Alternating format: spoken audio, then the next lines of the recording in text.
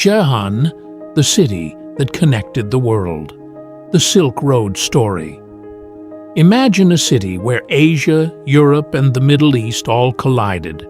A place filled with the sound of foreign languages, the smell of exotic spices, and endless camel caravans disappearing into the desert.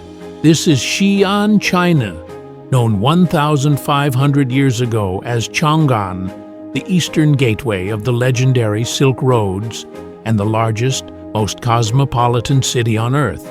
The golden age of Chang'an, during the Tang Dynasty from 618 to 907 AD, Chang'an wasn't just China's capital, it was the warehouse of the world. Merchants, diplomats, scholars, and pilgrims arrived from Persia, Arabia, India, Central Asia, and beyond. And when they left, they didn't just carry goods, they carried ideas, beliefs, technologies, and culture, spreading Chang'an's influence across continents. Silk, the super material that built an empire. At the heart of this global system was silk, light, strong, luxurious. Silk was more valuable than gold in many parts of the world. China guarded the secret of silk production for centuries. At the Shanxi History Museum, a bronze silkworm reminds us how a tiny insect helped create unimaginable wealth. Interestingly, the term Silk Road didn't even exist at the time.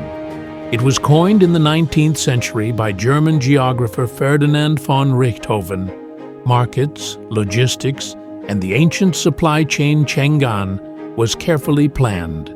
It had two massive markets, the East Market for domestic trade, the West Market for international commerce.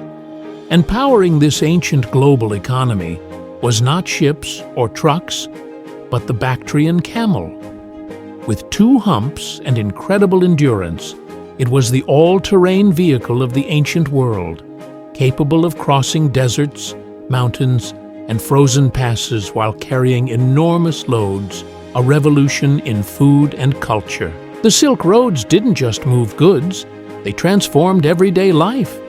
Spices from the West, especially cumin, changed Chinese cuisine forever.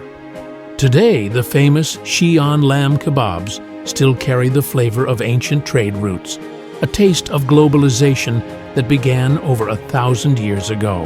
Art without borders. One stunning example of cultural fusion is a silver cup discovered at Hejiakun. Its design, pearl edging, and thumb loops comes from Central Asia, but it was crafted using Chinese materials and techniques. It proves that along the Silk Roads, artists' skills and styles traveled just as freely as merchants. A crossroads of faith, trade brought more than wealth, it brought beliefs. Chang'an became a spiritual crossroads, welcoming Buddhism, Islam, and Christianity. Even today, the city's Great Mosque, pagodas, and temples stand as living evidence of this extraordinary religious diversity, not one road, but a global network. As historians at the British Museum explain, the Silk Road was never a single path. It was a vast network of routes, stretching from Japan and Korea in the east, all the way to Britain and Ireland in the west. This was the world's first true global system, a legacy that still shapes our world. The Tang Dynasty eventually fell, but the Silk Roads never truly disappeared. Modern trade routes, by land and by sea, still follow the same ancient logic, moving goods, people, and ideas across borders.